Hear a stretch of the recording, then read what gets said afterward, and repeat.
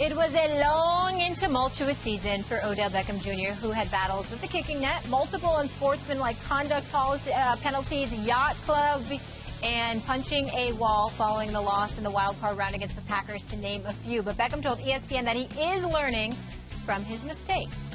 You learn from it. You grow. You move on. That's life. Stuff happens. You get knocked down and you get back up. That's just always been my mentality. As you get older, you grow and mature, and that should never stop.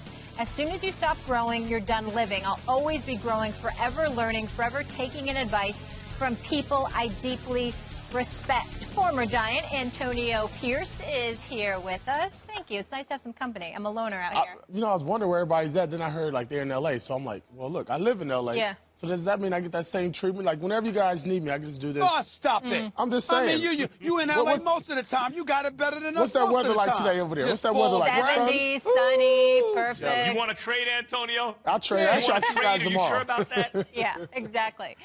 All right, you know a little more about Odell Beckham than we do. Do you expect to see a change from him next season?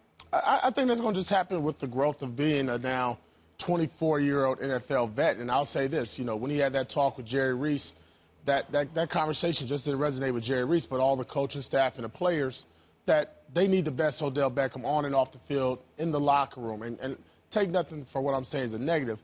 The guy loves ball. He loves football. He works hard. He practices hard. But you don't need all the side distractions, right? You don't need the punching the walls. You don't need the little drama on the sideline. And that comes with just the passion of the game. And I appreciate that, especially from an offensive player, him displaying that kind of passion. But when it turns into a negative, now you need to alter how you're doing your things. There's nothing about me right now that says that he will not change with the growth of being an older player, now having a full off season. And you're going to rewind. I think as a football player, we all sit back and say, what happened during the season to me? And I think he's going to notice that, there were some good times and there were some bad times. And the bad times we talked about a little bit more. So I think with Odell, I do think that conversation with Jerry Reese was very critical for his growth as a New York Giant. Because at the end of the day, they need him to win ball games. They need a very positive Odell. Because when he's rocking and rolling mentally, physically, and emotionally, the Giants are at their high. Go ahead, Max. Well, look, stay with me here for a second, okay? I think everyone can relate to this idea, or many people can. You think about the kid as a kid in school, or the kid in school, or at the job, or wherever it is, that doing well matters to them. When they mess up, it affects them. The kid who doesn't do his homework, but who cares about how he does, that's a really bad feeling for that kid. That affects them. The person who wants to do well at the job and screws up, and they care about the job, they want to succeed, they want to get ahead, they want to be on a winning team, when they mess up, it means something to them. And I think that's the kind of guy Odell is, and so he will try to internalize some of the lessons he's learned through experience and to be better and to do better. It seems to me, from everything I'm hearing, and just from some interaction with him, that that's the kind of person he is. The question is, from a football point of view, because, look, I don't expect him to be perfect going forward. He will continue to make mistakes. He's human, and he's an emotional guy. You can see that. So can he, on the margins, affect his behavior and rein it in a little bit and be on the right side of that line? I think that's possible. But the question is, from a football point of view, what is more useful? Ryan Clark brings up the fact on this show and has brought up the fact that Antonio Brown just doesn't care. He's a me guy,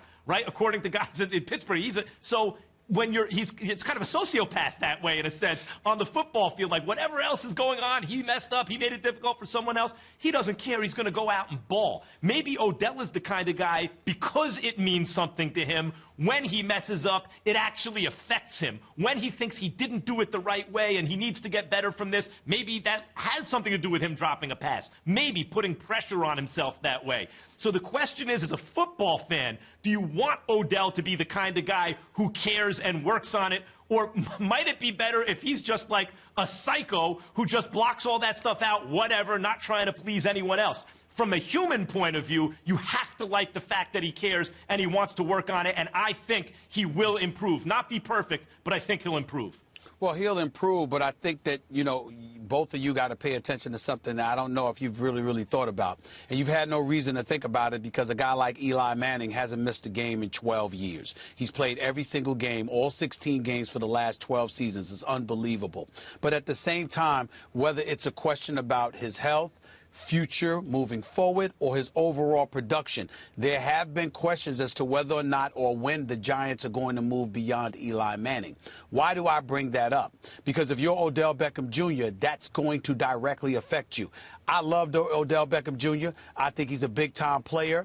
I've gotten to know him a little bit. I think he's a great guy. He's just immature at times because he's so emotionally invested, not just in the team's success, but his overall individual success. The reason I think we have to pay attention to me bringing up Eli Manning is because whether it's Eli Manning himself, whether it's Reese getting them a running game because they were ranked 29th with their rushing attack with Jennings and Perkins, the fact is that there's going to be some adjustments. There are going to be things that are going to happen in order for this team to improve. Keep in mind that they walked into this postseason.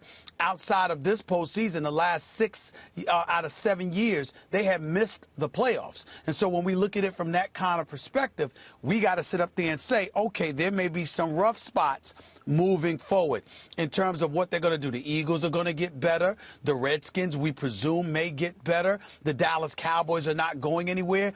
Where may that end up leaving the Giants? Even though they spent a boatload of money on the defensive side of the ball, they ain't young spring chickens back there. They got some veterans. They also got guys like Eli Apple and others. I'm just simply saying that if you are Odell Beckham Jr., there are going to be some rough patches. And as a result, how are you going to handle that? Because it's not like the situation that he's going to walk into in the future is going to be the same thing he's been dealing with for the last season or the last 2 years. It's going to change. How is he going to deal with change is a legitimate question.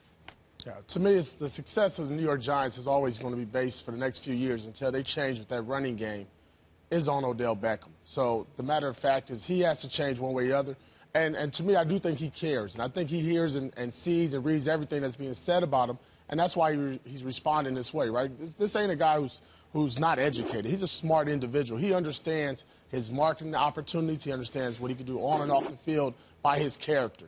And I think he does truly care. And you can just watch him near down in the Pro Bowl, man. The guy loves ball. And mostly everybody in that locker room loves Odell. But if it keeps being tiring, it'll be the same kind of rumblings that we're hearing with Antonio Brown in Pittsburgh. You'll hear that in New York if it keeps going this way.